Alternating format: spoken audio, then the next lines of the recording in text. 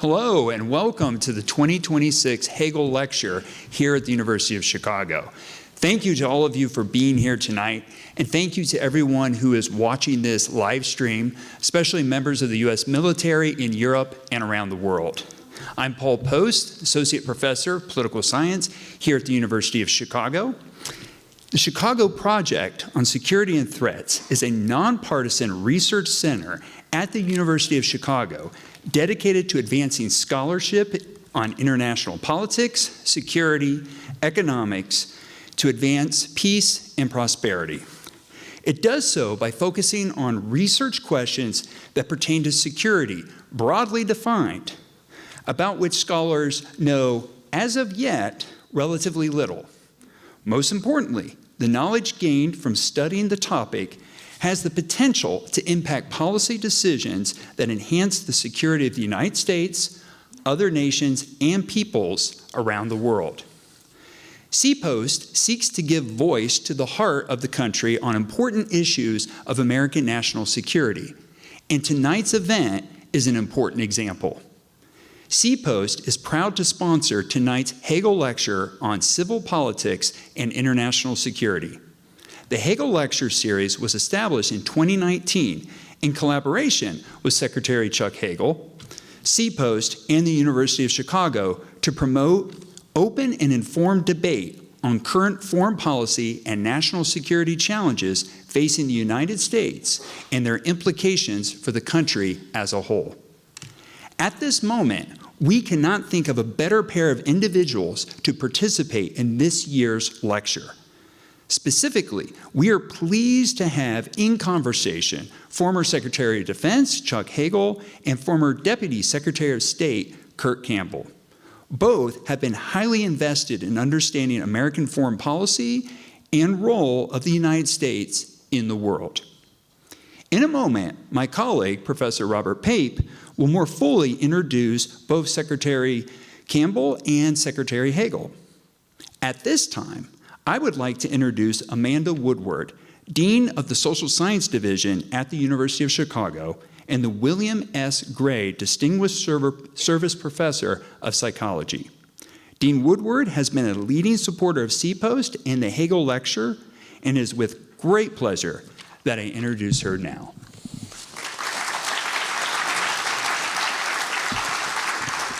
Thank you, and good evening. Good afternoon, and thank you for the introduction, Paul. I want to extend my thanks to you and to your CPOST colleagues, especially my dear colleague, Bob Pape, for convening this important discussion. And on behalf of the Division of the Social Sciences, I want to welcome all of you here in person, as well as all who are watching on live stream. Every year, the Hagel Lecture, named in honor of former Senator and Secretary of Defense Chuck Hagel, provides an important opportunity to discuss timely questions, challenges, and potential solutions from internationally renowned voices that encompass the social sciences. This has become a signature event at the University of Chicago, and I am so grateful to Bob and to you, Secretary Hagel, for what you do to make this such an outstanding convening every year. Many of you may recall the vibrant and robust discussions at previous Hagel Lectures. I certainly do. Secretary of State Madeleine Albright, former U.S. Ambassador to Russia Michael McFaul, former DHS Secretary Jed Johnson, and former CIA Director William Burns have all joined us right here on this stage. Many friends and supporters of CPOST are among those attending today, and I join Bob in thanking you for your really important support of the research and broad activities of CPOST. You contribute to something that's important here on our campus and important around the world, so thank you. We're grateful for your partnership. For this year's events, I'm very pleased to welcome Secretary Hagel and Deputy Secretary Campbell. Thank you each for joining us today on our campus. And now I want to introduce my good friend, Bob Pape. Bob is a professor in the Department of Political Science, and he is the faculty director of CPOST. He works at the intersection of national policy, basic research, including political violence, public endorsement of violence, and social prejudice. These are topics that are both timeless and extremely timely, unfortunately. Most recently, Bob has worked extensively to understand dangers to our democracy while continuing his early work on international security strategy related to the Middle East and elsewhere around the world. In recent weeks, you probably have seen, Bob has been tireless in speaking with leading journalists and many others to share his expertise on the developing events in the Iran war. His engagement reflects the ways in which social sciences inform our understanding of the world around us and ways in which complex questions can be addressed. Bob? Thank you very much. Thank you, Amanda, for that kind introduction and for all the years that she has supported our center, CPOST, and helped us establish the Hagel Lectures here at the University of Chicago. Without Amanda, this would not be possible and we would not be here. I want to say a special welcome here to everyone that is here in person, and I also want to myself welcome the U.S. military who are watching around the world in the Middle East, serving now in the war in Iraq, against Iran, and also many other places, including in Asia. I also want to welcome what I understand is now approximately 5,000 people who are, in addition to the U.S. military, watching us right now on live stream. Thank you, and these are people also globally from around the world. So thank you all for joining us. Tonight we have an especially exciting program, and I think you're really going to enjoy it. As you heard, CPOST asked the toughest questions about America's national security. Our Hagel Lecture is a centerpiece of this mission, and we are deeply grateful for Secretary Hagel for allowing us to build this series in his honor. Thank you, Chuck.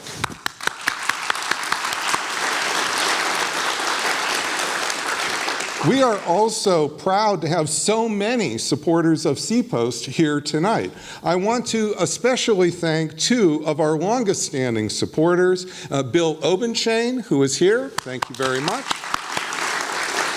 who is co-chair of our advisory board, and Fuad Al-Nagar, who's one of my former students, my best student from Dartmouth, who is watching here on live stream from Silicon Valley. Thank you very much, Fuad. And is our co-chair along with Bill on that board. I also want to thank the members of our Hagel Advisory Council, many of whom are here today, and those who are not are also watching online. And their generosity is what makes it possible for us to do this each and every year. So thank you all for doing that. Now, I want to say a brief word about Secretary Hagel himself. As many of you know, Secretary Hagel served as the 24th Secretary of Defense from February 2013 to February 2015. He is the only Vietnam veteran and the first enlisted combat veteran to serve as Secretary of Defense. Prior to that, Secretary Hagel served 2 terms in the U.S. Senate from 1997 to 2009, representing Nebraska. This means Secretary Hagel brings something rare in American national security leadership. He has seen war, not just from the top, not just from afar, but from the ground, as an enlisted combat soldier in Vietnam. And he's also seen it from the corridors of power in Washington and from the ordinary people in the Midwest. And that unusual perspective has shaped his judgment ever since. Throughout his career, Secretary Hagel has been known for asking the hardest questions in any conflict. Not just how to fight, but how wars end, and at what cost. As Secretary of Defense, he navigated multiple overlapping crises while emphasizing restraint, alliance management, and the limits of power in a complex, interdependent world. In the Senate and beyond, He built a reputation for independent strategic thinking, often willing to challenge prevailing views when he believed the long-term interests of the United States were at stake. As a graduate of the University of Nebraska at Omaha and a distinguished professor at Georgetown University, he was known for challenging professors and being a compelling professor himself. He brings to this discussion a deep practical understanding of escalation, risk, and what it means to use force in a world where the consequences are rarely contained. His engagement reflects the ways in which the social sciences inform our understanding of the world around us, and therefore is a perfect fit here at the University of Chicago. Chuck, thank you so much again. With the war in Iran evolving in ways that will shape not only the Middle East, but also China, Asia, and the global system, there is no better person to have on the stage with Secretary Hagel to help us understand this than former Deputy Secretary of State Kurt Campbell.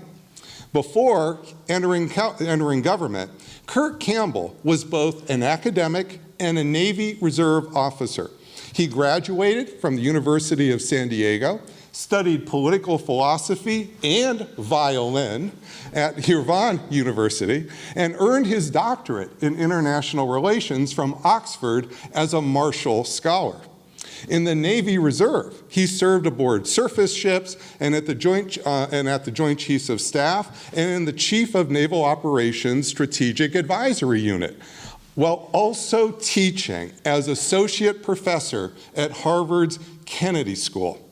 His trajectory since has been steadily upward. In 2009, he became Assistant Secretary of State for East Asian and Pacific Affairs. 2024, he was confirmed as Deputy Secretary of State, serving until 2025, and he now serves as a Distinguished Fellow in Diplomacy at Georgetown. Along the way, he co-founded the Asia Group, which advises major firms on global supply chains, giving him direct insight into the economic consequences of conflicts like the one that we are witnessing now. But what matters most about Kurt Campbell is not his resume.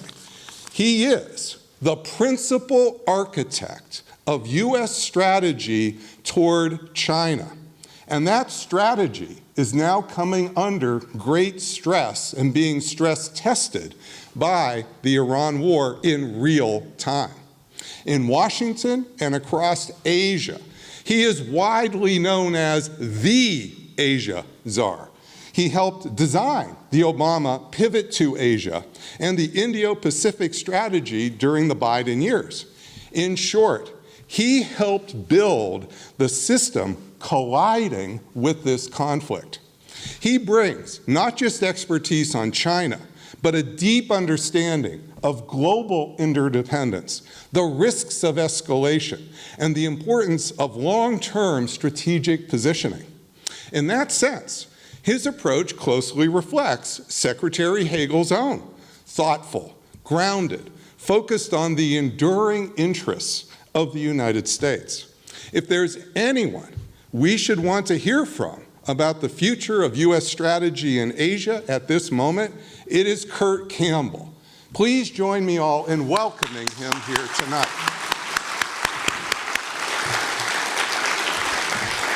So, gentlemen, if you will please join me here. Kurt, if you will take the center. Chuck, if you will sit on the other side. Folks, what we're going to do now is we're going to have a conversation for about 35 or 40 minutes. This will be a moderated conversation among the three of us. Then we're going to turn it over to you. So get ready. Your time is coming. Now, the Iran war, as we all know, is evolving rapidly and almost daily for almost a full 7 weeks. This is already the most consequential war the United States has fought since the 2003 war in Iraq. and it may eclipse that before time is done. Just this morning, we had a new set of news. We have the announced truce between Israel and Lebanon, with Hezbollah at least initially agreeing. And note, this is one of the key points that Iran demanded for continuing here in its 10 points. We also heard from Iran that they announced that the Strait of Hormuz will be open. Well, if you read the actual statement, you'll see that open comes with some caveats, which is continued coordination with the Iranian government. And my great CPOST researcher, Kyle Larson, we don't rest here at CPOST, he's been tracking the ships, just while we were talking, going through the Strait of Hormuz. And what happened is, once that was announced, a bunch of ships started to go toward Hormuz. Then shortly after, an hour later, President Trump announced the military blockade is still in force. They all but one turned around, and the one that didn't have any oil. So this is at least the latest information that we have. So I want to start our conversation here. It's possible that we're a few hours out of date. I really can't guarantee that we are literally up to the second, but we have tried. So let's start with where we are at the moment. You folks have been involved in numerous international negotiations here, and this is really hard for many people to just kind of sift through the fog of all of this. Will you just please tell us, in your view, where we are? The oil markets seem to think that this may be over. They're going down fast. But are we out of the woods? Are we still at risk of escalation? Is this essentially over and we're just now wrapping it up? And so what are the risks here that we face in the Gulf? And then, of course, we'll expand that to China. Kurt, please. Great. Well, first of all, it's wonderful to be here at the University of Chicago, and thanks to Bob and everyone at CPOST, Amanda and Paul. And I do want to say, if you open a dictionary and look up selfless service, you will see a picture of Secretary Hagel. So it's an honor. It's an honor. And trust me when I say I come from a city in which a lot of people purport to serve. Very few people serve in the way that he has. So when I was asked to do this, it's an incredible honor. So I thank you for that, Bob. I'm not going to embarrass this person, but what's also wonderful today, if you serve in government, you get to work with wonderful people. One of the people that worked on my team at the State Department is here today, and it's just an honor to see her and see her thriving. So it's a powerful and important question. I do want to just begin by saying, I do a lot of diplomacy in Asia, and one of the disadvantages that you face as a diplomat is that you go against cultures and people who have great stories, and they can cite old philosophers, and if you're going to cross the river, you feel the stones with your feet. The only thing that you have as Americans really is to quote from American movies, and that's the way you come back in diplomacy. And so you can find almost every piece of wisdom in diplomacy in The Godfather, and so you. That's actually not a joke at all, guys. That's very serious. But and The Godfather is a great film. Godfather 3 is not such a great film, but there is a line in there that is quite resonant when it comes to the challenges that Bob recites. There's a scene overacting. Al Pacino is talking about leaving the mafia, just as we as a nation have sought to subtly perhaps detach ourselves a little bit from the drama and the constant turmoil and chaos of the Middle East, in which he says, I want to leave the mafia, but it keeps pulling me back in.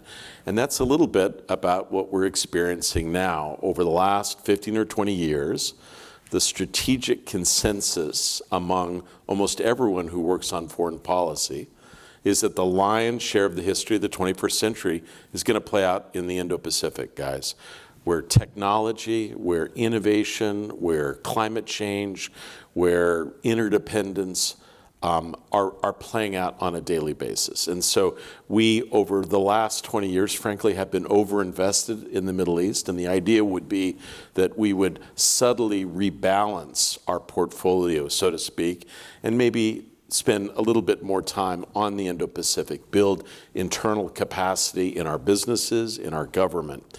And what Bob is referring to is a set of circumstances that will not be over anytime soon. And what is remarkable is that on a daily basis, we are following these tweets and these adverts that suggest that we're coming to the end of this conflict. And I will just tell you my own experience, and I've had substantial diplomacy with Iran and with other governments involved here.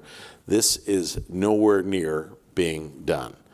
And we are at the very early stages of the end or the next last phase of this conflict. And the diplomacy really is only beginning.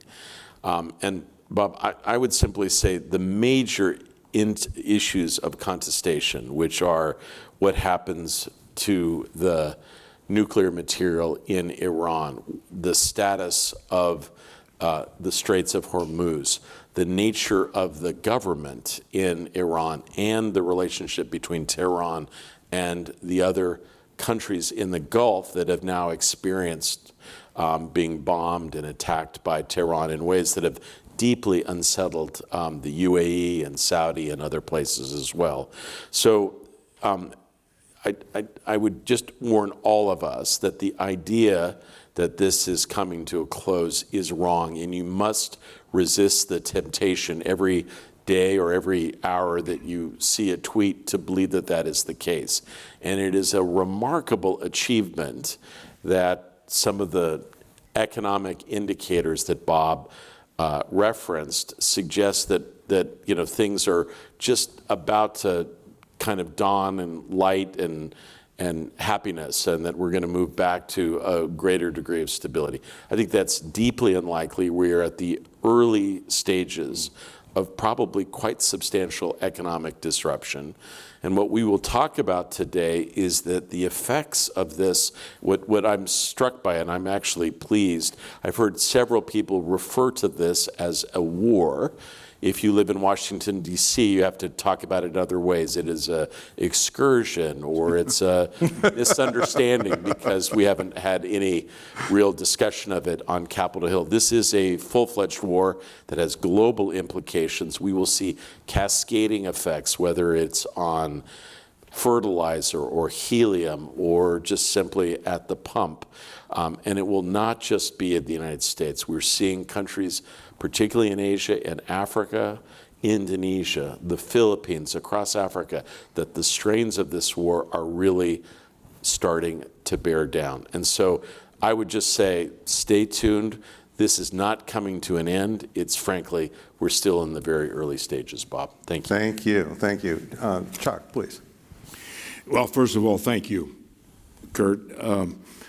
As Bob said, I don't know of a person who is better equipped to talk about these issues today than Kurt Campbell, and it's a real privilege, Kurt, to have you here. He's a dear friend and one of America's great patriots, and we're fortunate that we've had him in some of these critically important jobs over the years. Now, Kurt's analysis is more than just a Godfather quote. I think that was a joke, but I guys don't know when to laugh. He kind of left us so sober here, Chuck. I'm not sure we're ready yet for laughter. This audience is a little tight here.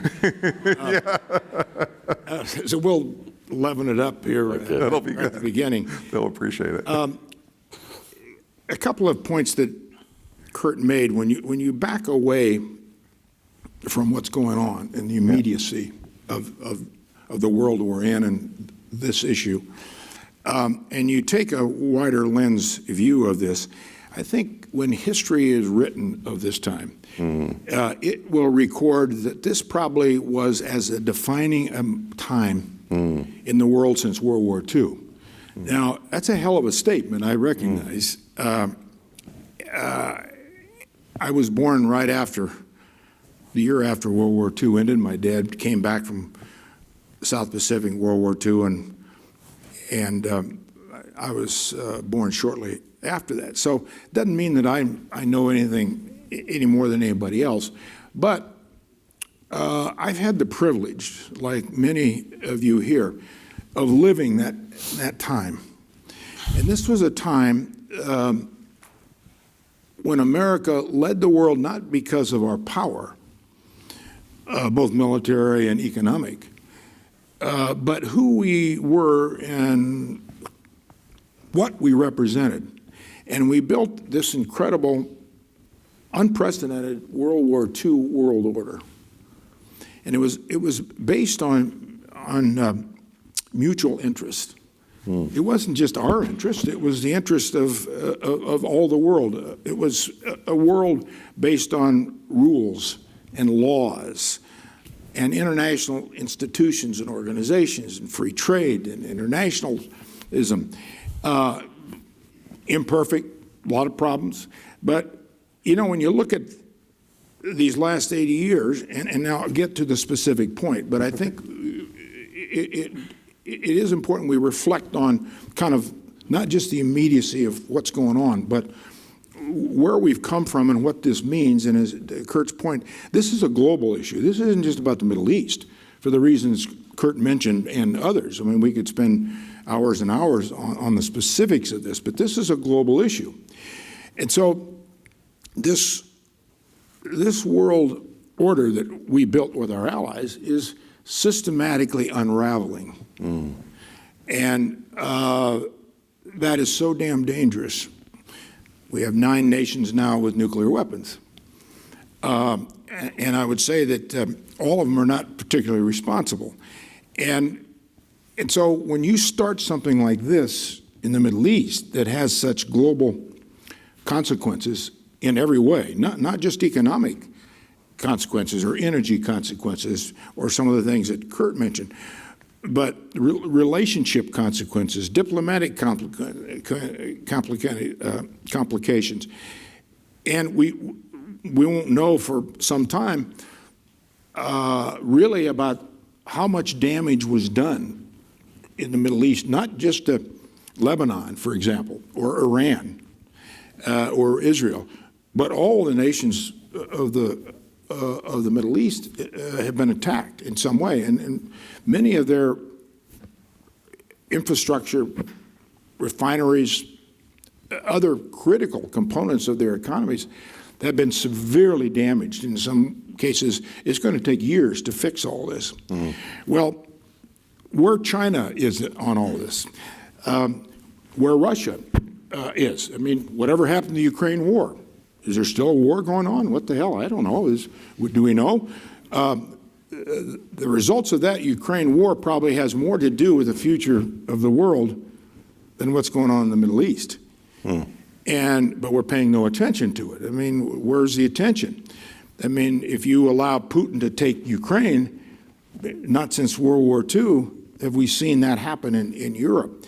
So all of these dynamics are in play now. And this is huge for us in the world. And at a time when we are essentially isolating ourselves, it's a self-isolation that we're bringing onto ourselves. And I would say that if there was ever a time when America really needed allies and needed friends, it's certainly now. I mean, anyone who believes that America doesn't need anybody else, that doesn't need any country, they better go back to the history books. And they better take another look at the reality of the world, because that's just not the case. This is an interconnected world. We are all global citizens, all interconnected, dependent on different aspects of each other. So, I mean, if I've not confused everybody, I think that would be a view that I have about all of this. And again, we could take hours and hours to go into the specifics of this, but that's what I would offer about just where we are and where we're going and the uncertainty of all of this. That's so helpful from both of you. Let me keep going on the trajectory you're going about sort of big picture consequences. That's kind of where we're going. I just want to bring us back to, we had the end of the Cold War. 1990s, Kurt, the first time I started to hear about the future of Asia was actually just before the Cold War ended. Then it was Japan. But surely thereafter in the 90s, it was all about China. All about China, just as you were saying just now. Then 9/11 happened, and we got diverted. We got diverted into, and we had to respond to 9/11. That's my view. I'm not saying we didn't respond at all. But whether we should have fought 2 forever wars in Iraq and Afghanistan, that's a completely different story. And it took us 20 years to dig out of those forever wars. That is to stop having the #1 focus in the Middle East. And that was only a few years ago. I just want to point this out. This has not been all that long. And now here we are back with another major, it's not yet, of course, a 10, 20-year war, well, and we hope that's never going to happen, but still, this is a major effort. So I really want to ask about the consequences. Can we really imagine here, because we've pulled all these resources from Asia, elsewhere, Ukraine's in deep trouble as a result of all this. Can we really imagine, even if let's say the war technically stops tomorrow here, can we really imagine we're going to pull out all this focus here, the military focus? Are we really going to go back to rebalancing, as we used to call it, where we had more of a balance with Europe, Asia, the Middle East, maybe not cut the Middle East out altogether? Or are we back to the world where Middle East now is going to dominate those other regions of the world? So what do you expect from just 7 weeks of war? Bob, thank you. So first of all, the thing that I would leave with all of you, that the most likely outcome is that whatever circumstance evolves between the United States and Iran, there's going to be substantial mistrust, and the example of Iran being able to disrupt the commerce and oil shipments through the Strait of Hormuz is just a reality now. And so I think in all likelihood there will be substantial U.S. forces that will be stationed semi-permanently in the Middle East. And that means air and naval capabilities. And the United States is a powerful military, but we have to make strategic choices, Bob. And I think the idea was that we would move away from this just overhang dominance of American engagement in the Middle East to focus on other things. Now, what has been troubling, and I think the Secretary lays it out very effectively, but what has been, every day there's something that happens that frankly you wouldn't expect. But the fact that on several occasions the President has indicated that the United States would be joined by other nations in either patrolling the straits or assisting in some effort, only to be followed by just deafening silence. And in fact, our closest allies and partners in both Asia and in Europe have chosen not to partner with us.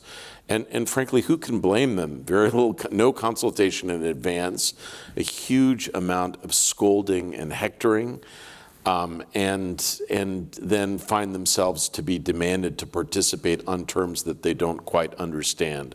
Now, we're meeting in Chicago today. We are in the middle in Washington of what are called bank fund meetings. The IMF and the World Bank meet, and so this is basically Europe Week in Washington, D.C.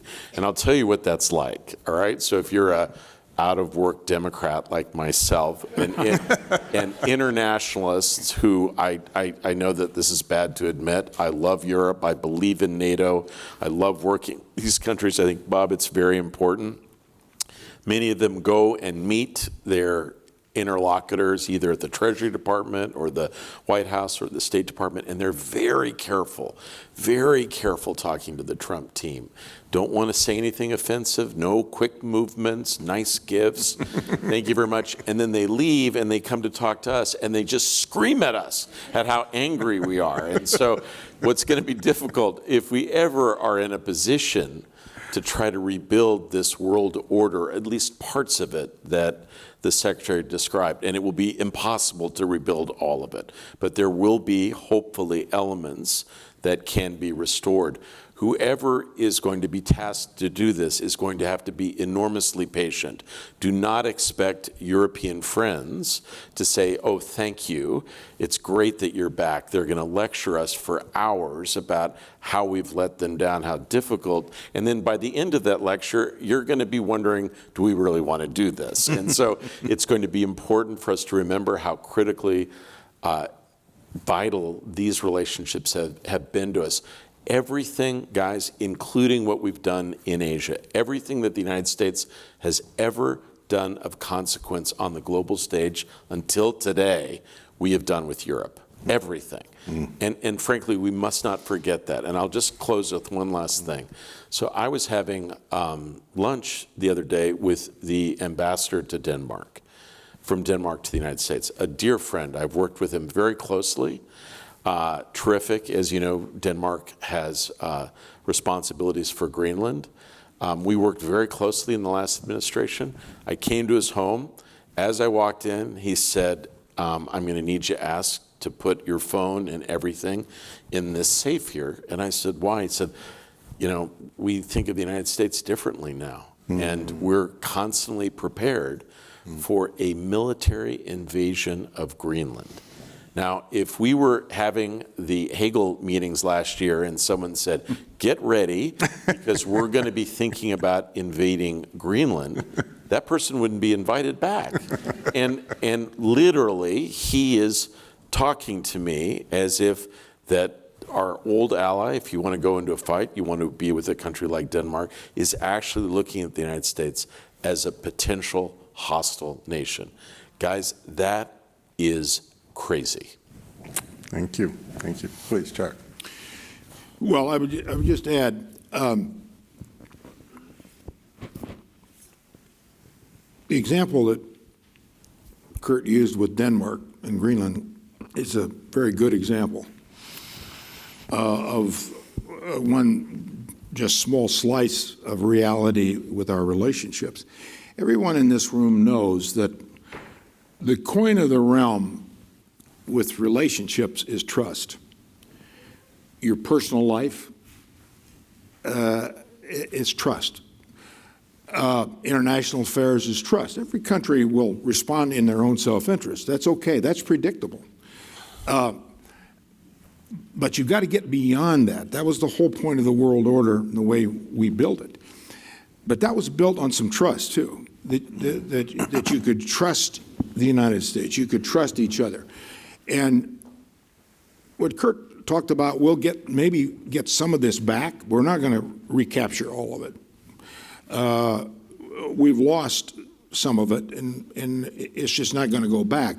In addition to Kurt's conversation with the ambassador to the United States from Denmark, I talked to ambassadors from our allies from all over the world, and what they say to me is, well, Chuck, we're going to have to find alternatives in our relationship.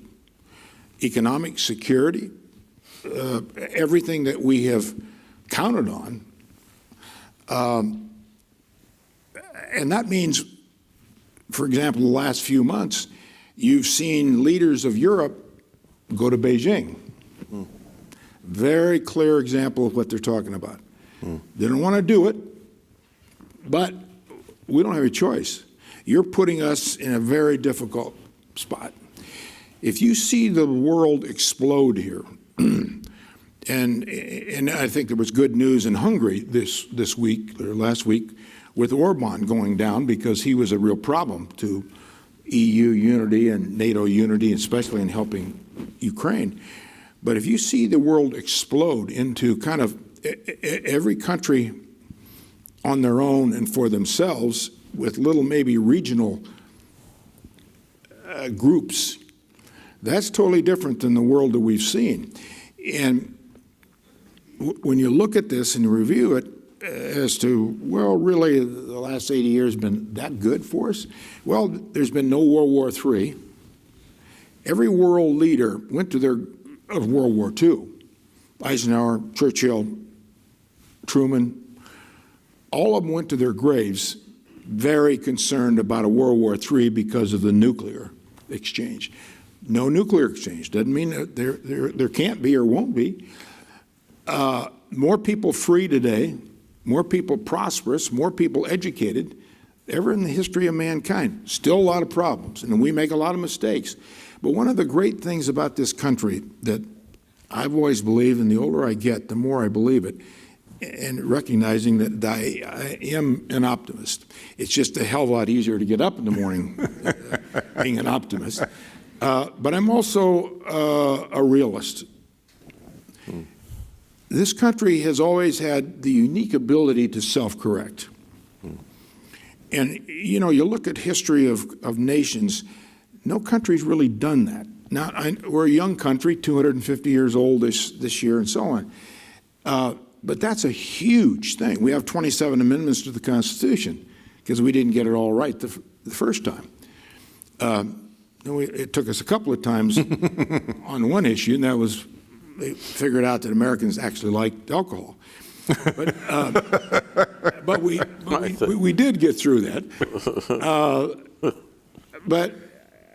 There's some hope here too. But this is and as Kurt noted, this is a very rough patch, a dangerous patch for the world because it is interconnected. And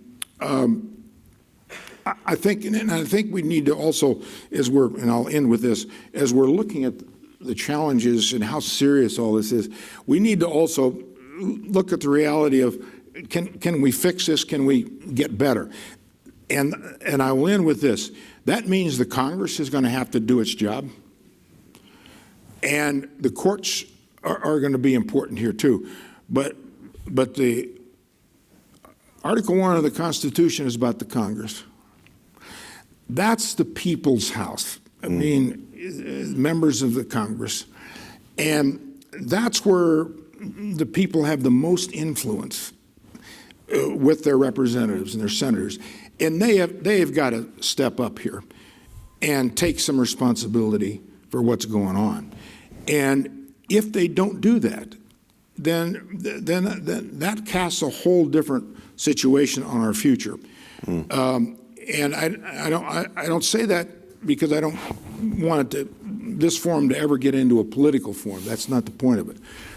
But politics is a reality. Politics doesn't ever rule anything. It just reflects society. It's society in a free country that rules. It's the people that go to the ballot box. Use politics as the process. So I would say that that's another part of this too, without trying to make it political, but it's a reality. It's a reality. So what I want to do is I want to ask a question. Just before the bombs fell, I was, and I do this a lot, giving Zooms to some of our military academies and so forth. But I get more questions from people with military background about this than just about anything else, and especially since the war started. And I bet there's many people in the audience, which is about the enriched uranium that is still in Iran. So I know we don't know how the war is going to end. I know we don't know how President Trump is going to decide. That's not what I want to ask. What I want to ask is, and I think this is the question a lot of our folks listening around the world in the military really want to know, is if this war ends, and it's an if, with Iran still having all of that enriched uranium, that has not been taken out, that is what they still have. So it's on the cusp of nuclear weapons. We don't know exact time frame, but they still have that. What will this mean for the Gulf countries? What will this mean for Asian states thinking about their security in this new context?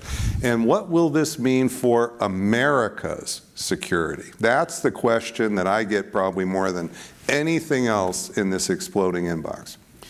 Bob, thanks for the question. So just to remind everyone, look, the diplomacy with Iran over the last 20 years has been imperfect. I don't think anyone would quarrel with that, but the truth is that Iran had the ability to build a nuclear weapon for a substantial period of time. And for a variety of reasons, they chose not to, right? And that is just undeniable. And what Bob's referring to is about 1,000 pounds of relatively highly enriched uranium, which is somewhere either at the bottom of a bombed out nuclear facility. Maybe some of it was moved. And so what he's talking about is will it be possible to retrieve that? The only thing I would just say to all of you is that Iran still has the capacity to make more enriched uranium. Yeah. What has changed now, I think, is the calculus that Iranian leaders have now as opposed to a couple of years ago. I think under previous regimes in the United States, Iran had chosen not to proceed dramatically down this path. My instinct tells me, despite what President Trump has said, that this is a more reasonable regime. Remember, the new leader of Iran, the son of the former leader, was there when the bomb struck that killed his father, his mother, his brother, his wife, and one of his sons. Now, can you imagine how open-minded he is to want to work closely with the United States? I think one of the first things they will be thinking about doing, and it will be difficult, is they will, I think, Bob, try to resurrect that program. And I don't think there are going to be as many institutional or international safeguards in place to try to stop that. And that's just going to be a reality for us.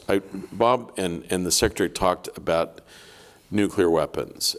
One of the achievements of American foreign policy that Americans don't even really much understand is that during the Kennedy administration, now 60 years ago, longer, there was a view that almost inevitably that there would be more nuclear proliferation across the planet. And for a variety of reasons, largely the role of the United States in our extended deterrence, many countries, let's just take Asia, for example. There are 10 countries in Asia that have the capability to build nuclear weapons but have chosen not to. You have to wonder, given a world in which there's uncertainties about the United States, Russia nuclear saber rattling on a daily basis, really substantial moves on the part of North Korea. The diplomacy towards North Korea, which I was part of, was not successful, and the largest nuclear buildup of modern history, which gets no attention, that's taking place in China. Those developments together are going to cause countries to rethink their options. And so what Bob is talking about and what the Secretary has indicated, this really is a moment, a hinge of history moment. I believe that the United States working with partners, which I thought was at the core of bipartisan agreement in the United States, that allies and partners was something that Republicans and Democrats treasured. I'm surprised at where we are today and how alone and quietly alienated many of these countries are. Now, to date, the system has held. The system is held. But many more challenges, either from the United States or war of the kind that Bob's talking about in Iran, causes even cautious countries to reconsider their options. And I would say the only other time that we saw countries, particularly in Asia, rethink their nuclear options was at the end of the Vietnam War, when there were questions about American staying power and American determination. Yeah. I think American leadership is still going to be essential. But at the same time, I think the Secretary's point, when we come back and say, trust us, will any really smart country completely trust us again? I was a member of the Biden administration. I was proud of Secretary Biden, President Biden, but he would often say, look, that period was an accident of history, and America's back now. What 4-year period looks more like an accident now? The administration I served in. And so every country that engages with the United States is going to question what comes next. Even a president that is committed to trying to reknit the international community. I would just say one last thing, if I can. Though. It's okay. Guys, Important issue. I grew up in the period at the end of the Cold War and then before 9/11. It's 11/9 to 9/11. And the truth is that was a period of relative international tranquility. And American options, globalization, and the like. And now we're entering a period of tremendous domestic tumult and international conflict. I was telling Bob, I live in a city in Washington, D.C., whereas every morning I drive down the street and there are troops in my own city, and we have ICE raids every single day. It's an experience I didn't think I'd lived through. What I try to tell myself is that most of American history is actually marked by struggle, enormous struggle, trying to build, as what Secretary Hagel described, as a better world. And so what I try to do by reading history and reflecting is that this is the world that most of our ancestors and the people who lived in our country experienced before. And it is upon us now to fight and to struggle to try to build that better world. And we have to be comforted by those that struggled before us and be motivated and inspired by that experience. And so one of the reasons I was excited to come here, I am inspired by people like Secretary Hagel. I have to tell you, when I was driving down the road and I saw President Obama's library, I did have a real twinge of pride. And I thought to myself, I served in that administration. Great. Chuck? Yeah, I would just add to what Kurt has said. Easy to get into wars, pretty damn hard to get out. Yeah. And when you start a war where you have no strategy, I mean, the cover of The Economist about a month ago or so, the cover was a picture of the world blowing up, and then the only verbiage on it, a war without a strategy. And again, we're learning a hard lesson. Should have never gone into Iraq. For what reason? It was based on a lie. And I know we've kind of covered this, but I think this is important to bring out again. We're learning another hard lesson. I hope we learn it. There's no question that all of us who have been part of the government and policy over the years, no one supports Iran getting a nuclear weapon. But there's a smart way to deal with this and a very stupid way and a dangerous way. We've chosen the stupid, dangerous way here. And, I was in the Obama administration, and Kurt was too, when Obama came up with an agreement with the Iranians in 2015. Imperfect, but it did the things that we needed to do. It was a smart way to do it. And I remember somebody asking me, and I helped kind of put it together, and then I left in 2015 at the Pentagon. But I supported it throughout 2015 and gave speeches on behalf of it and so on. And I remember somebody asking me, yeah, but Mr. Secretary, that agreement's only good for 13 or 15 years. I mean, then what are you going to do? I said, well, if you're so damn smart, you tell me what the hell the world looks like in 15 years. So I'll take the 15 years of peace. Yeah. And it gave us, the United States, for the first time ever, the opportunity to have our inspectors get inside Iran with the IAEA inspectors. Now, it didn't mean that Iran might not try to cheat and lie and so on. No, but again, let's be smart how we handle these things, and not be dumb.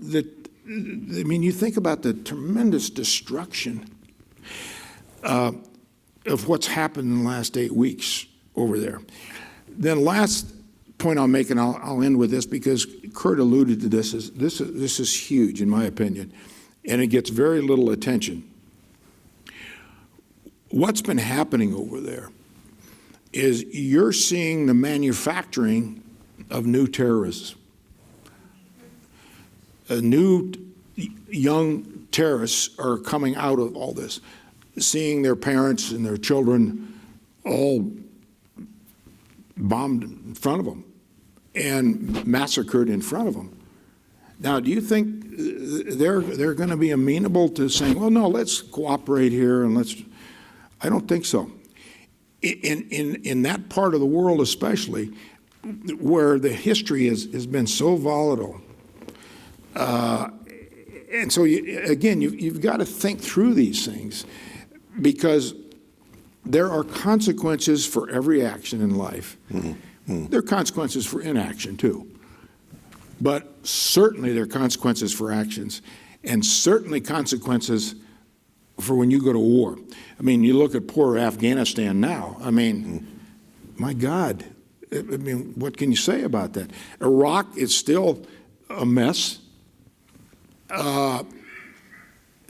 Actually, Vietnam kind of turned out pretty well. Yeah. I mean, it's a communist country, but for their people are better off than, I mean, imperfect, it's communist, but compared to where they were and what they had, it's better than it was, and they're making progress. So, I mean, that may be a perspective that's getting a little out of bounds of what we're talking about, but I don't think so. I think it needs to be framed that way.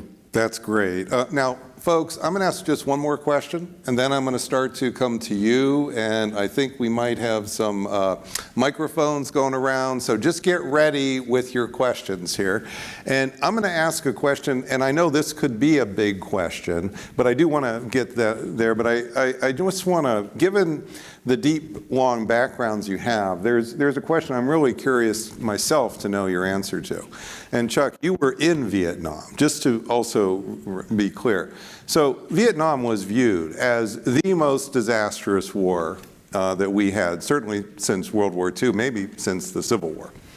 And this war may never get to 58,000 dead here. I'm not saying it will ever reach that. But it has one special feature that Vietnam did not have, which is in Vietnam, we did not take the world economy to the brink of disaster. Now, we have not gone over the edge of the brink of disaster, and I think that there's probably the next 30, 60, 90 days, we're really going to know that, okay?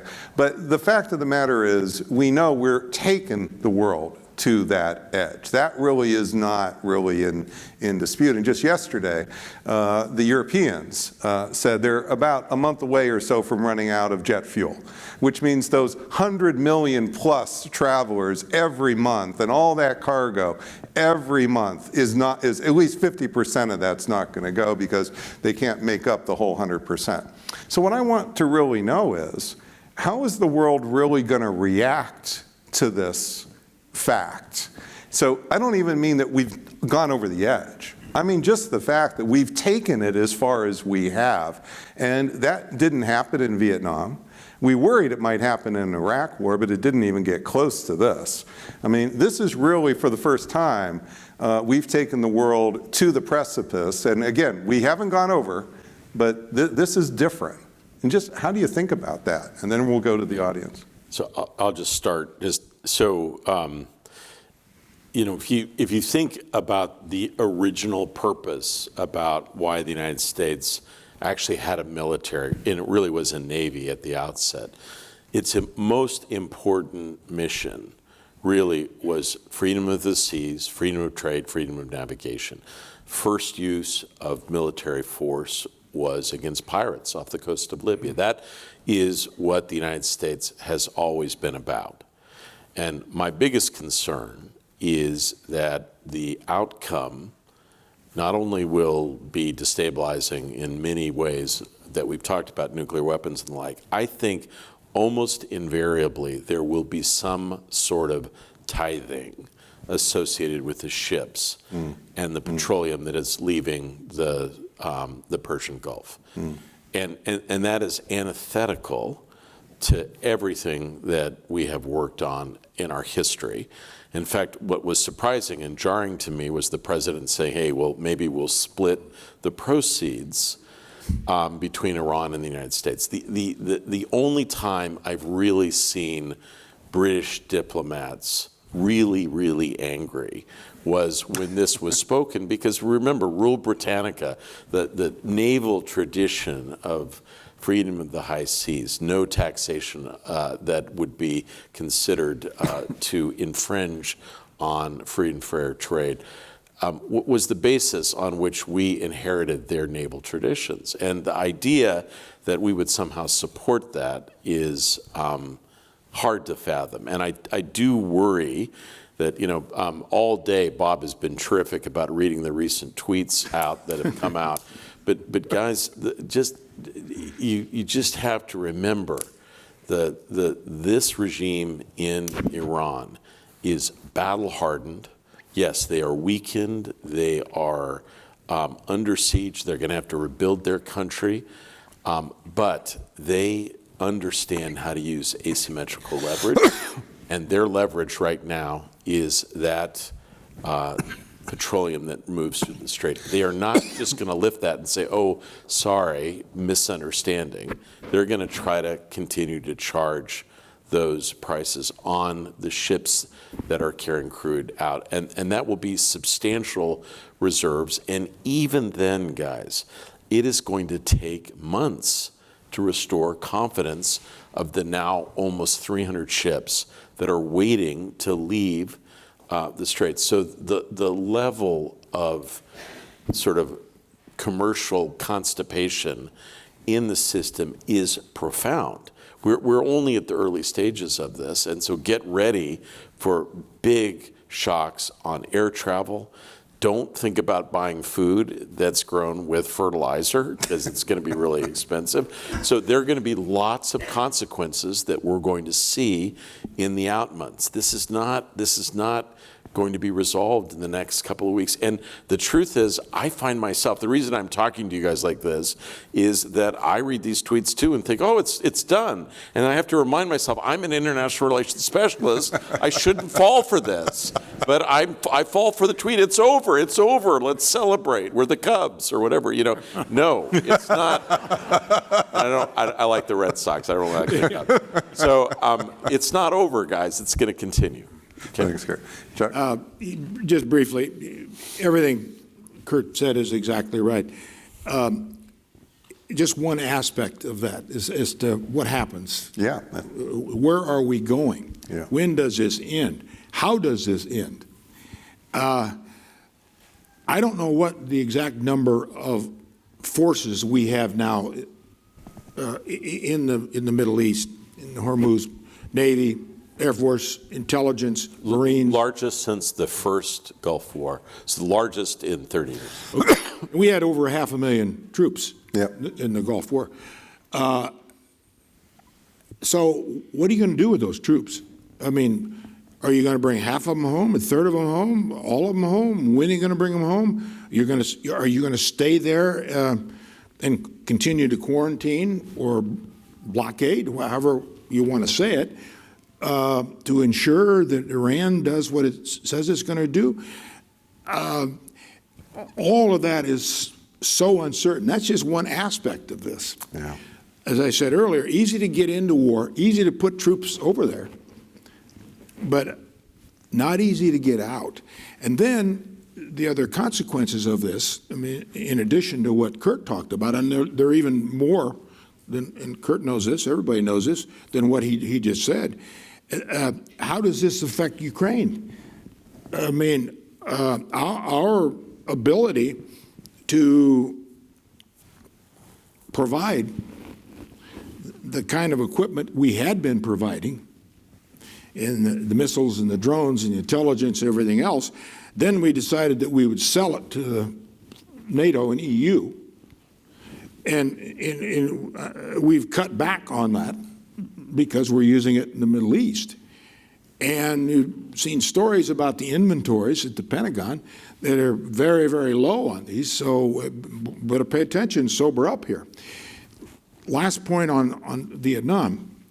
and by the way, a cousin of mine, Bob Gibbs, is sitting here. He was in Vietnam, and my brother Tom was with me in Vietnam the whole time. We were side by side in '68. But Vietnam, Iraq, Afghanistan weren't in anything close to this. Yeah. They were countries, little countries that couldn't defend themselves. We were alone essentially in Iraq. The British were the only ones that would go with us. All the rest of our allies said, I mean, what the hell are you doing? You know, this intelligence is faulty. It's a lie, and by the way, I saw that. Interesting, just a footnote on that.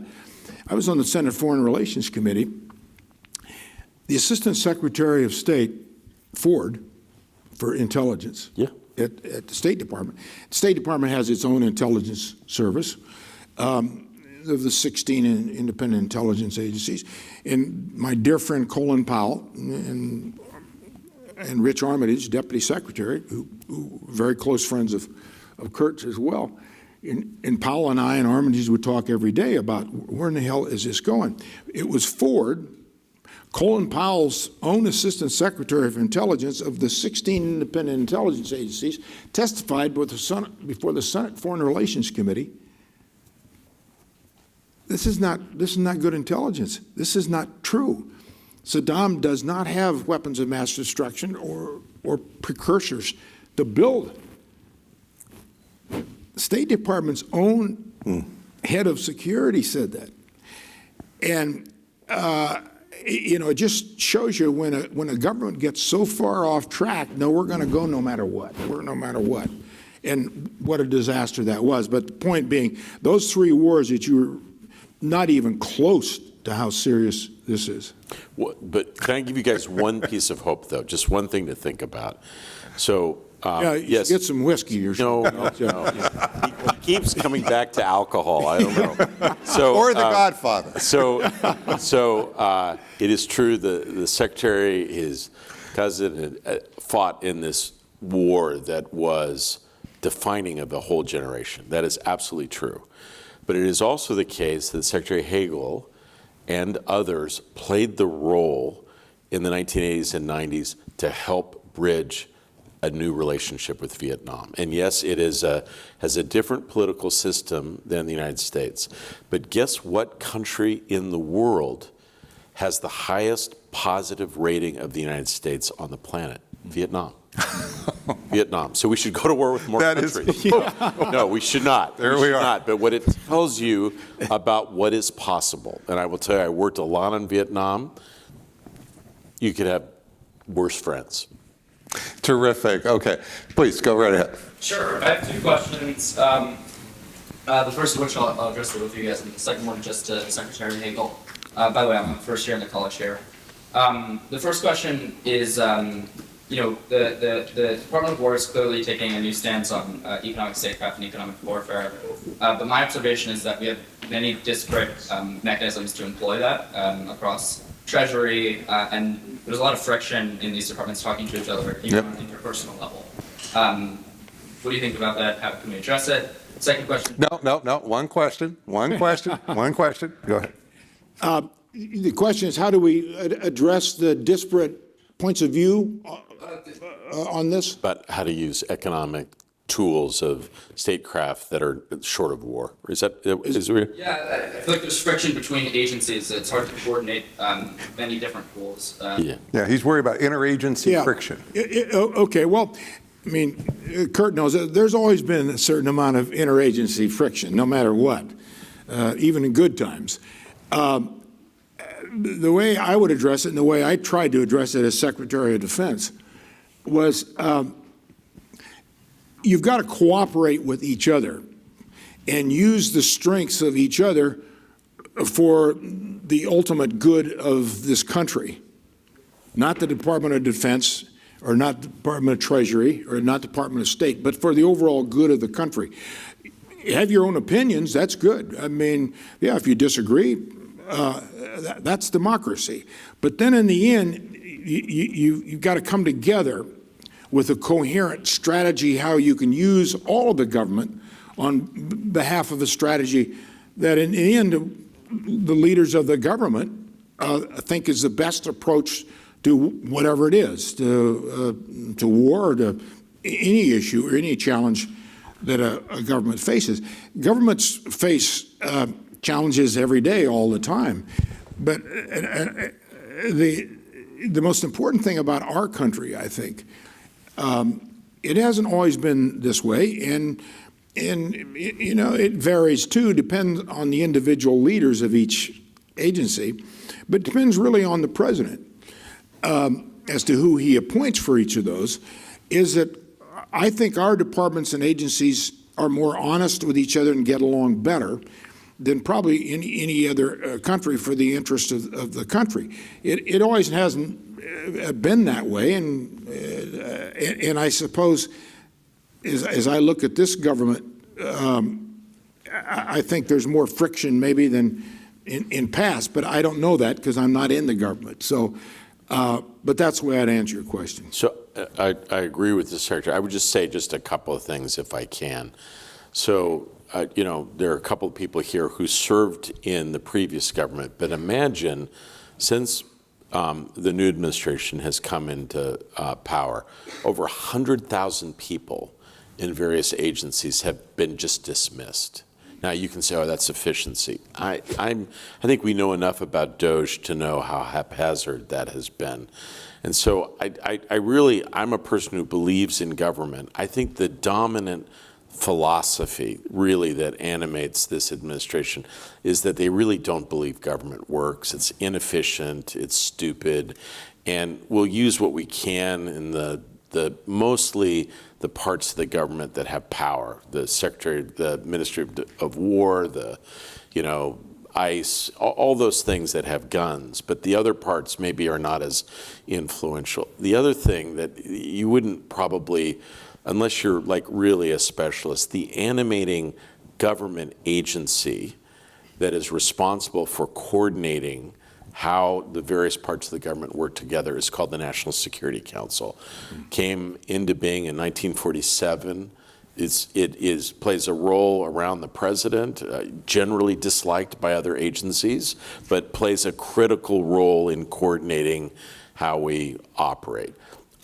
It has basically been disassembled by the president. And so one of the things that we're seeing, I think as you described, and I think the Secretary has been delicate here, there is not as much coordination, almost as if each of these agencies are acting alone without as much coordination, and that is absolutely right. And coordinating meetings of the kind that you see in cabinet, televised cabinet meetings are like nothing I've ever experienced, which are really not about coordinating, but really sort of lavishing praise more generally. It is also the case, I think it is fair to say that I think the president is comfortable with, I'll just put it this way, an enormous amount of interpersonal tension around him. He's very, and some of that is good. It's good to be able to operate in that environment, but it's another thing to actually encourage it. I would have you all watch over the course of the next couple of weeks at how Vice President Vance and Secretary Rubio are being kind of, pitted or kind of looking at how each of them perform, who's going to get the favor of the president for the next turn of the screw in presidential politics. Okay, up here with the microphone, yes. Thank you very much. My name is Adam Gipolo, and I had a question about the future of renewables and eliminating some of the choke points that we've seen over the last 8 weeks, where one country can take over the Strait of Hormuz and cripple 20% plus of the global energy supply. And more broadly, how will this impact subsequent presidential administrations, either Democratic or non-MAGA, as well as the future of Indo-Asian and American relations as Asia also weans itself off of petroleum? Thank you. I can start, Secretary. So look, the truth is one of the animating features of this administration is generally a rejection of anything that would be approximating climate science and quite substantial disinterest and distrust in renewables, and so almost all the projects, either wind farms, photovoltaics, other things, have basically been stopped in their tracks.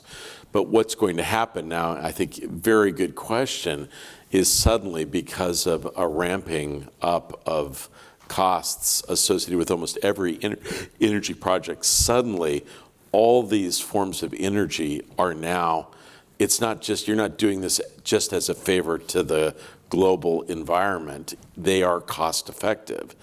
In almost all of these areas, frankly,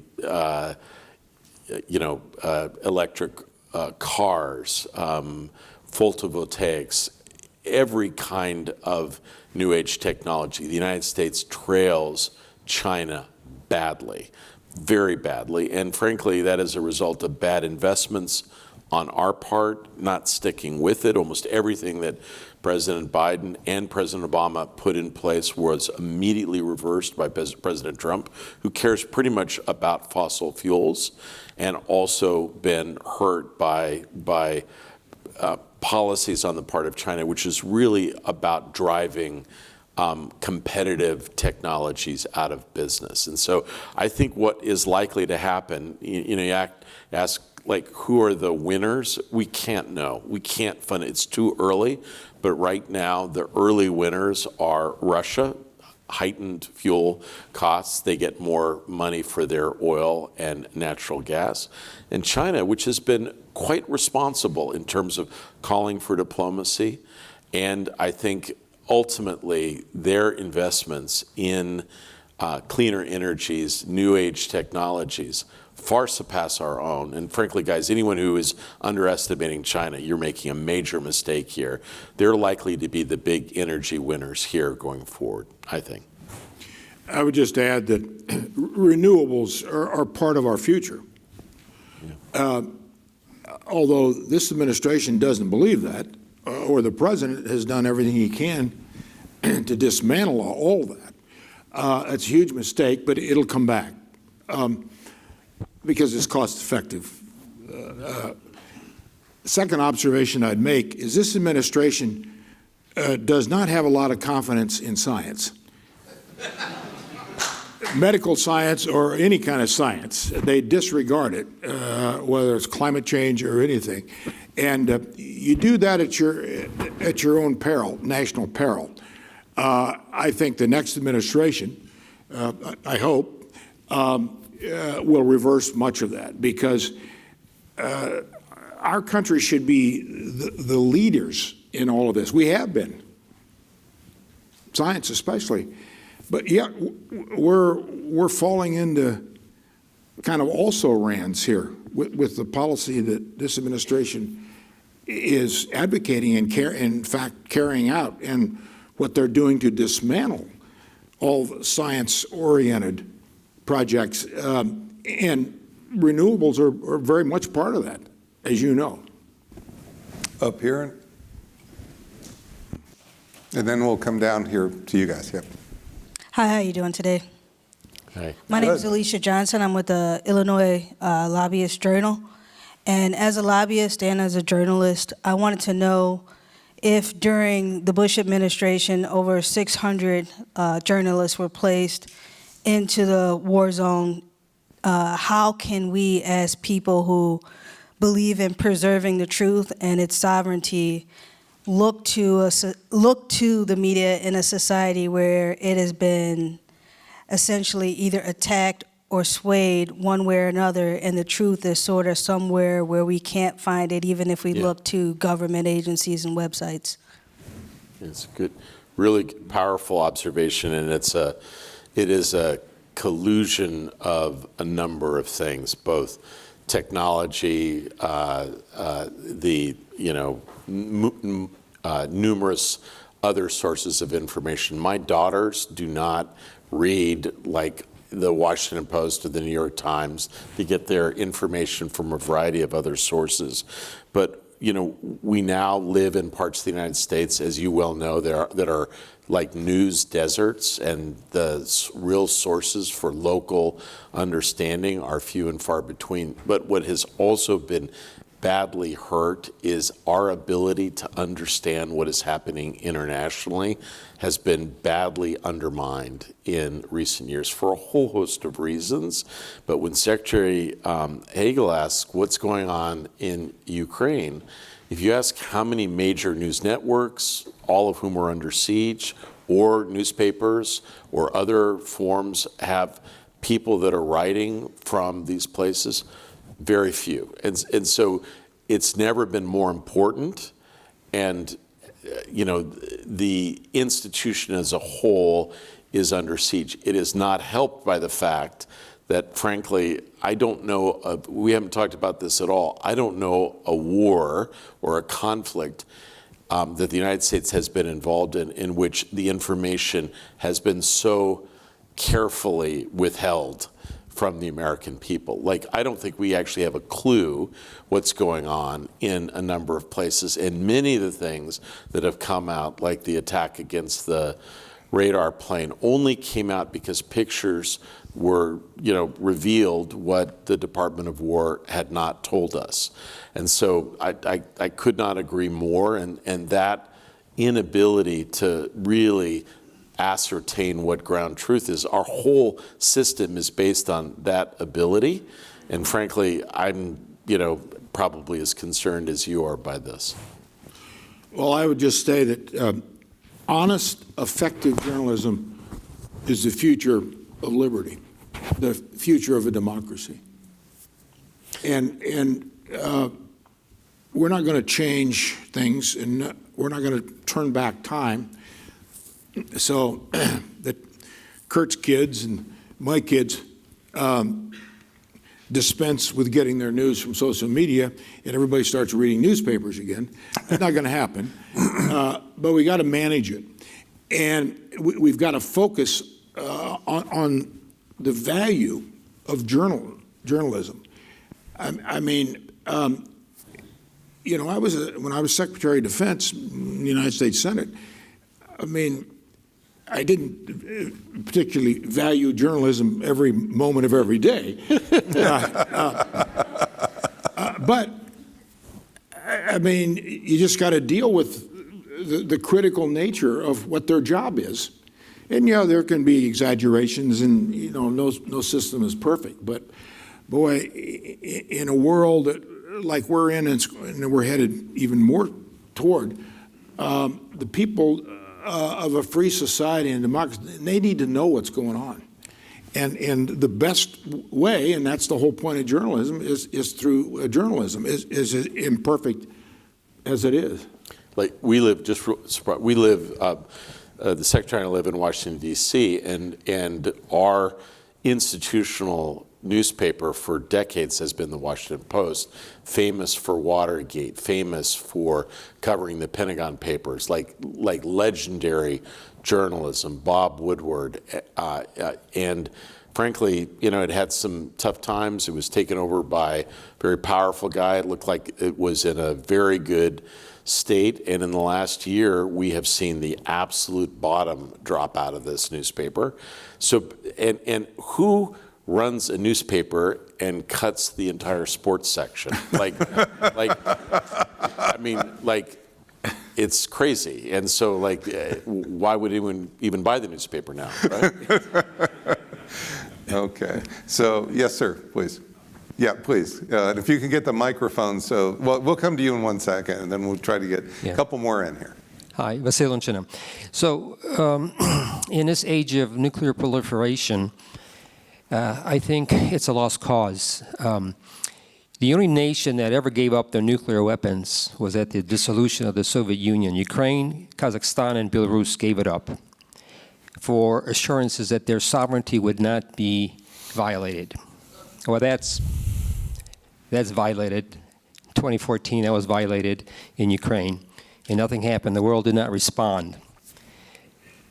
Obama had this relatively great nuclear deal with Iran that an intemperate president just tore it up. There's no sense to that.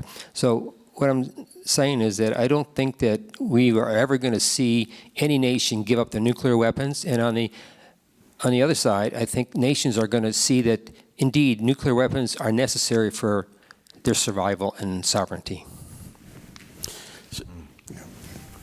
That's a powerful point. Yeah, would you like to make a comment? Look, It was a well-said statement, it and was. if not, we can just, would you like to make a comment? Go ahead, just make a comment, and I'll make a brief comment too, because that's an important. Look, Yeah, we don't really want to leave it. It was just so well said. there is South Africa had nuclear weapons and gave those up. The point is powerful, difficult to quarrel with. I will say I do not believe it is inevitable that states reconsider their nuclear options. I think in many countries the nuclear taboo is quite substantial. And it is substantial often in democracies. And so it's not clear to me that that's going to sweep through Asia. But at the same time, I cannot deny that the pressures that have been placed on the non-proliferation regime are real and growing.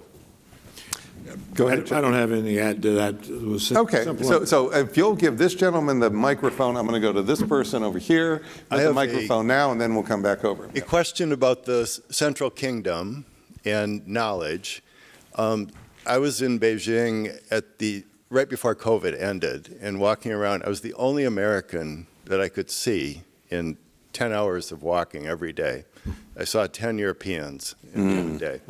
And so the question about the press I get, but how many people on congressional committees that deal with China have been there and have knowledge about what you're talking about with the technological advances, et cetera? You know, are we in an information vacuum at several branches of the government? Completely, Yeah. utterly. And like even people who've gone to China, where have they gone? Most likely they'd gone to Beijing and Shanghai. Guys, there are 100 cities of 10 million or more in China. 100 cities. And how many of those have many Americans or foreigners visited? Very few. And I will tell you the drama of the innovation that's playing out. Most Americans will say, oh, they're copying, or this is all piracy. Look, the innovation is remarkable. It's incredible.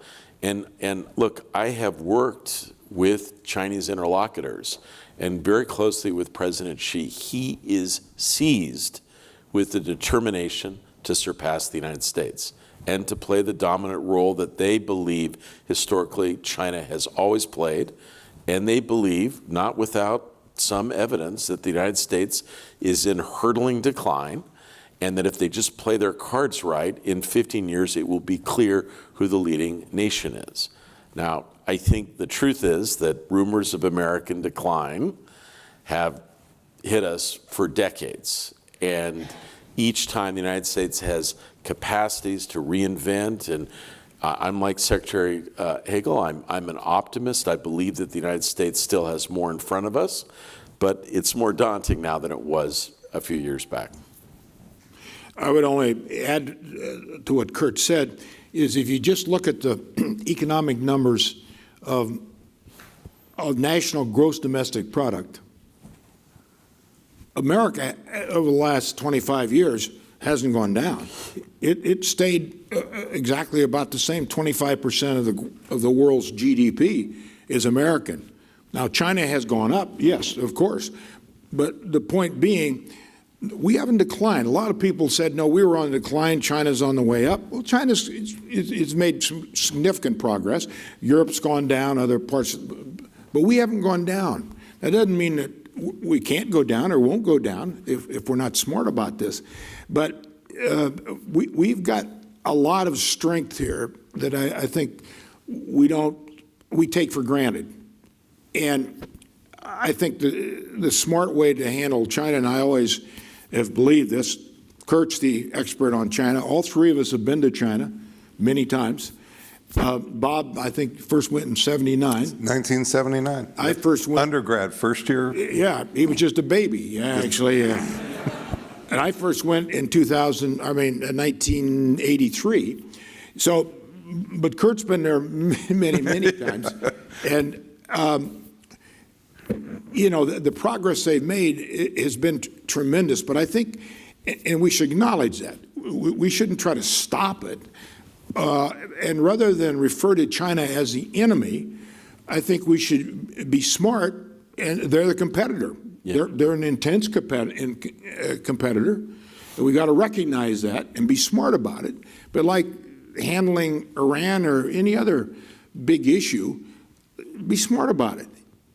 And I would end with this, as a former Secretary of Defense, not the Secretary of War. It's not the Secretary, I mean, it's not the Department of War. It's the Department of Defense. The job of that department is not to go to war. That's not its job. If it has to go to war, to secure the defense of the country, but its job is to defend America's interest and defend America. Not war. That's not be prepared for war. If you have to go to war, you go to war. But that's not the job to go to war. I'm sorry, I got to clap at that. Yeah, okay? that's a good one to clap on. So we're going to take one more question, and then I'd also like, in addition to you responding to the question, to give your remarks, because we've actually gone a little bit past time because it's been so wonderful. Please, sir. And thank you, by the way, for this great discussion. It's been really enlightening. As you both mentioned, how the other countries are seeming to look towards alternatives for allyship, I'm wondering, on the U.S.'s front, is the United States looking for alternative allies as well? Or is the United States seeking to rebuild those former allies, or maybe looking for an entirely non-allyship focused way of life? Yeah. It's a great look. Secretary Hagel kind of made this point. I think there is a view among many that the United States can go it alone, which I do not believe. I think the world is, as Secretary indicated, is very interdependent. And the truth is that we will do much better. Our democracy will be healthier. We'll have better educational systems. We'll have more robust technology and supply chains if we work with allies and partners. And I would say probably working most with allies, friends that we share fundamental values with.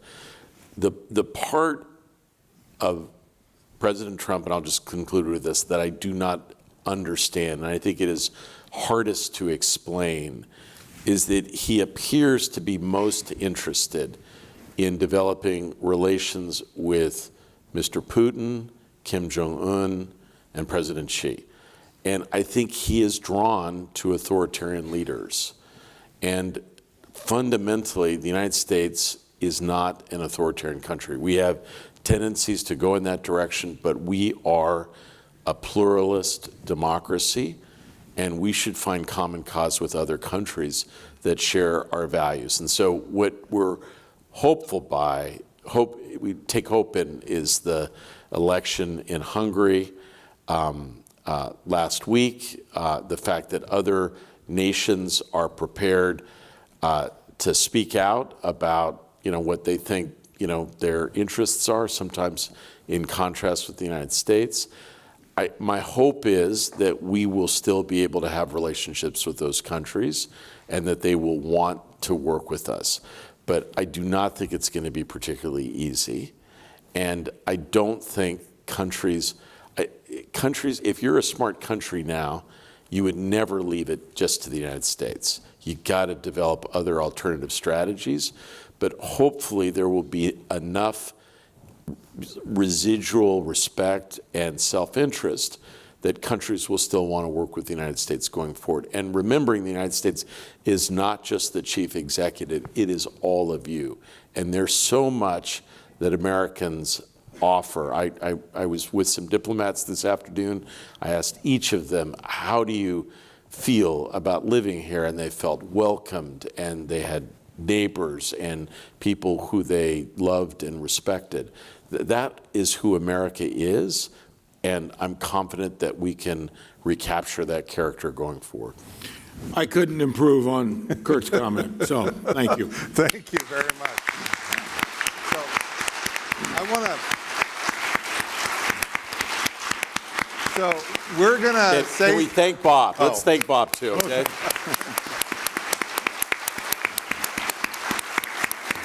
So before we go, we're going to say another round of thank you in just a moment. But I just want to say a word about, Chuck said about his optimism.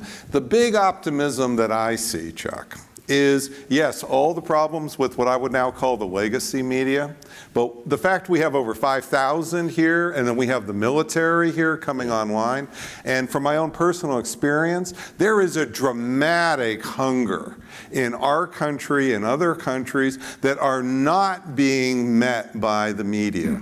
And that's something we can do something about. We have an asset called the internet that is still there, and this is alive and well, and we are taking full advantage of that now. And this is something that I see, it's not just about clickbait, it's about substance. And that's what I've been really impressed with. And look, you're teaching an old dog new tricks. Here, it's really something. And I believe that over time, this hunger that demand is going to be met. And you're seeing it here tonight. You're seeing all the people who came out in person, this great conversation, and this is what I think. So if it's okay, I'd like us to applaud all the people here and all the people watching. Thank you. Sorry, Sam. Sorry, Sam. I know you want to get in there. There's so many who want to. I'm telling you, the hunger is huge. Now, what we want to do before we go is, Kevin, can you please? Yeah. So if you'll please stand up here, Kurt. Now, normally what we do is we give you something and then you're flying in and you're flying back. We try to do something a little bit different here. Okay. We're going to, this is going to be mailed to you. Okay. Okay. But if you notice, this will be a little bit easier than all the travel that these folks do, because that's one of the, as a traveler, you understand exactly what I mean. But also then, we want to give you this plaque, and we want to make it so that Chuck and I give it to you. Okay, thank you. And we want to have the nice pictures that are all being taken with this. We're trying this for the first time for you. Sorry. Innovation. Sorry, I have to ask. Yep. Please applaud. Everybody applaud. Is it gold? Is it gold? It's not crypto. I'll guarantee you that. There's a little picture of Bob Pape down here. Thank you so much for all that you've done here. Thank you. And Chuck, thank you again. Okay, and good night to you all. Good night to you all. Thank you all so much, and Amanda. Thank you. Bye-bye. Thank you. That was just wonderful.